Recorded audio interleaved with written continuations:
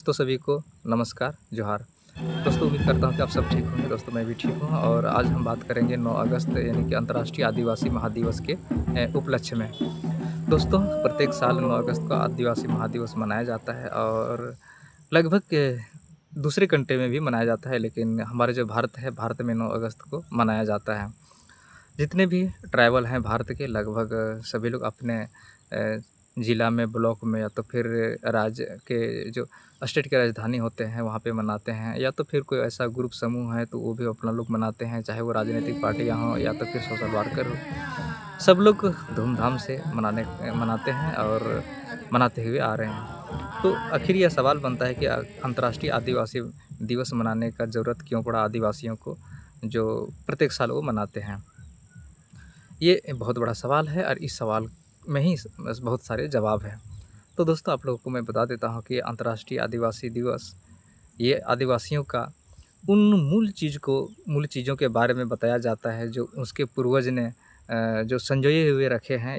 या तो फिर आप उसके भाषा ले लीजिए, उसके संस्कृति ले लीजिए और उनका जो भी कल्चर है, शादी ब्याह और जितने भी उनका जो पूजा पद्धति है, ये सारी की सारी चीज़ें आदिवासियों का बिल्कुल भिन्न है, अलग है। और आदिवासी का मतलब आप लोगों को मैं थोड़ा बता देता हूँ कि आदिवासी का मतलब वो है कि आदिकाल का वासी। लोग कहते हैं कि हमारे जो आदिवासी जो हमारे पूर्वज हैं, उन कहते आए हैं कि हम लोग धरती का यह पहला इंसान है। जिस समय धरती में कोई भी प्राणी नहीं था, उस समय आदिवासियों ने पैदा लिया और आदिवासी जो आज तक हैं।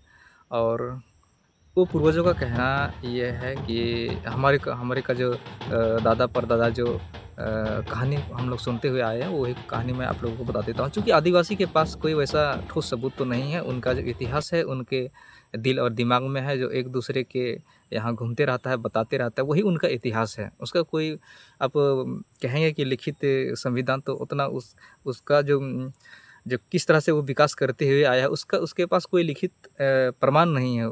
कुछ वस्तु के आधार पर या तो फिर उस क्षेत्र में कुछ घटनाएँ हुई है, प्राकृतिक घटनाएँ हुई हैं, या तो फिर उन्होंने जो कुछ बनाया है, उसके आधार पर आप बता सकते हैं कि ये इस क्षेत्र में आदिवासी रहा करते थे। अन्यथा चूँकि उतना साल का, उतना वर्ष पहले का ये कहानी कहाँ से हो पाएगा? चूँकि उस समय तो इंसान पढ़ना-लिखना तो सीखा भी नहीं होगा, तो कैसे इस इतने सारे इतिहास के बारे में हम लोग जानेंगे? तो यही सब चीज़ के बारे में आज हम लोग बात करेंगे। तो सबसे पहले मैं आप लोगों को बता देता हूँ, आदिवासी शब्द की उत्पत्ति यानी आदिकाल के वासी से ही शुरू हुई है। और आदिवासी का उसका अपना अलग भाषा होता है, अलग उसका जो उस क्षेत्र में जो रहता है, उस क्षेत्र के पूजा पद्धति वो अलग होते हैं और उनका जो रहन-सहन होता है, वो औरों से वो बिल्कुल अलग होता है। और उसका जो है सो जो भी शादी-ब्याह वगैरह होता है और खान-पान होता है, वो बिल्कुल भी आम इंसानों से उसका बिल्कुल अलग होता है। तो दोस्तों और जितने भी देश के ये दूसरी कंट्री का भी मैं बात बता रहा हूँ कि बहुत सारे देश के आदिवासी आज भी गरीब हैं और वो सरकार के अ, अनेकों योजना और लाभ से वो वंचित है। तो सबसे पहले हम लोग ये समझने के प्रयास करते हैं कि ये 9 अगस्त के उपलक्ष्य में आदिवासी क्या कुछ बातें करते हैं और ये अपने को विकास के बारे में वो क्या-क्या चीज़ें वो तथ्य को वो सामने रखते हैं। तो दोस्तों सबसे पहले आदिवासियों का जो हक बनता है जल, जंगल, ज़मीन, ये सरकार के अधीन नहीं, ये आदिवासियों के अधीन होना चाहिए। लेकिन सरकार ने, चाहे वो सेंट्रल गवर्नमेंट हो, स्टेट गवर्नमेंट हो, सिर्फ़ मैं भारत की नहीं बात कर रहा हूँ, दूसरे स्टेट का भी मैं बात बता रहा हूँ कि आदिवासी जो बिल्कुल वो शांत स्वभाव का होता है और उसी संत स्वभाव के कारण आदिवासी सबसे ज़्यादा क्या कहते हैं कि वो अपने क्षेत्र से उसको विस्थापित होना पड़ा। आदिवासियों का सबसे बड़ा विस्थापित होने का कारण क्या है? पहले इस कारण को हम लोग समझने का कोशिश करते हैं। दोस्तों, आदिवासी जो होता है वो वो लचीला होता है, वो किसी से लड़ाई झगड़ा नहीं करता है और उनके जो जहाँ ऊपर वो रह रहे थे, तो कहीं न कहीं वहाँ पर किसी तरह का वो माइंस निकला या तो फिर और कुछ वस्तुएँ निकले, जैसे कि लोहा हो गया, तांबा हो गया, पीतल हो गया, जो भी चीज़ें हैं वो उनके जो ज़मीन से निकलने लगे। तो जो सरकार का जब नज़र पड़ा कि यार ये तो आदिवासी के ज़मीन में ये सब चीज़ें हैं, तो क्यों ना उसको वहाँ से हटा करके वहाँ पर एक नया प्रोजेक्ट शुरू किया जाए और जिससे देश का तरक्की होगा, लाभ होगा, इनकम बढ़ेगा। लेकिन उस क्षेत्र के जो आदिवासी को जब हटाया गया, लेकिन आदिवासियों को ये दरकिनार कर दिया गया। सबसे पहले सरकार को ये काम करना चाहिए था कि जिस क्षेत्र के आदिवासी को आप हटा रहे हैं, तो उस क्षेत्र के आदिवासी को पहले आपको सबसे पहले सुरक्षित स्थान पर उन्हें जगह दे करके उन्हें अच्छे से उन्हें बसाया जाना चाहिए, ताकि उनका जो संस्कृति है, उनका जो कल्चर है, वो कल्चर एकदम सेम टू सेम बने रहे। वो इधर-उधर ना, जिस तरह आदिवासी एक समूह में रहते हैं, सेम उसी प्रकार एक अलग क्षेत्र में उसी को उसी समूह के आधार पर उन्हें दे देना चाहिए था। सरकार ने ये काम नहीं कर पाया। और दूसरी बात मैं आप लोगों को बता देता हूँ कि जितने भी बड़े-बड़े आप बाँध देखते हैं, ये बाँध की वजह से बहुत सारे लोगों का ज़मीन वो चला गया और विस्थापित होना पड़ा। सरकार ने उसके लिए तो कोई कुछ किया नहीं। अगर कुछ किया होता तो शायद आज आदिवासी इतना पीछे नहीं होता। और जो भी आदिवासियों के लिए आज तक हम देखते आए हैं, जो भी मिलता है उनको योजना आदिवासियों के लिए, वो भी बहुत ही कम गरीब आदिवासी तक पहुँच पाते हैं।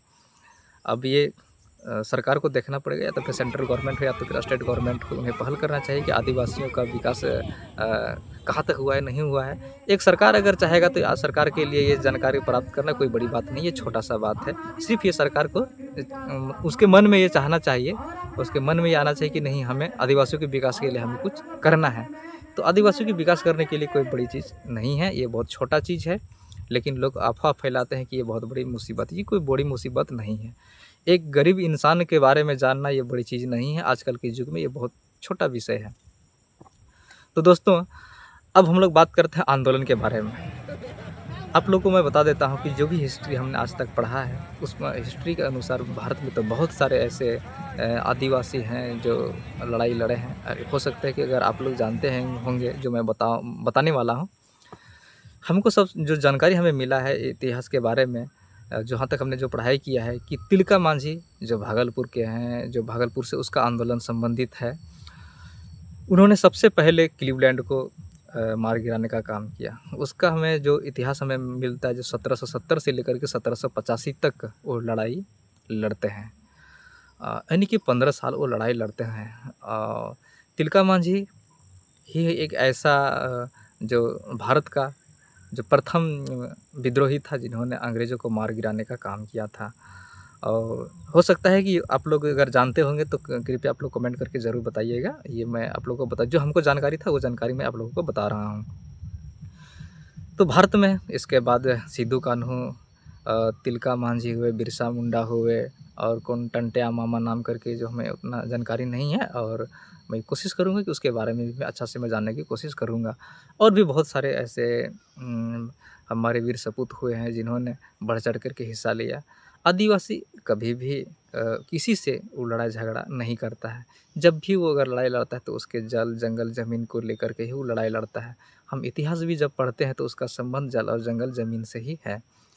आज भी जितने भी आधुनिक युग के जो जनरेशन है, आदिवासी से अभी भी सीखने की ज़रूरत है, क्योंकि आदिवासी जैसा स्वभाव हर किसी समाज में ऐसा देखने को नहीं मिलता है।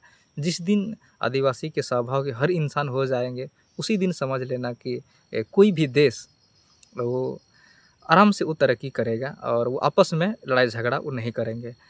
तो दोस्तों, आज हम लोग 9 अगस्त विश्व आदिवासी दिवस के बारे में मैंने आप लोगों को बताया। कैसा लगा हमारा वीडियो? यदि अच्छा लगा तो लाइक करना, कमेंट करना, और हमारे चैनल को अकील राज ऑफिशियल को सब्सक्राइबर ज़रूर कर देना। तो दोस्तों, तब तक के लिए सभी को जोहार। फिर से नेक्स्ट वीडियो में आप लोगों के साथ मिलता हूँ। नमस्कार।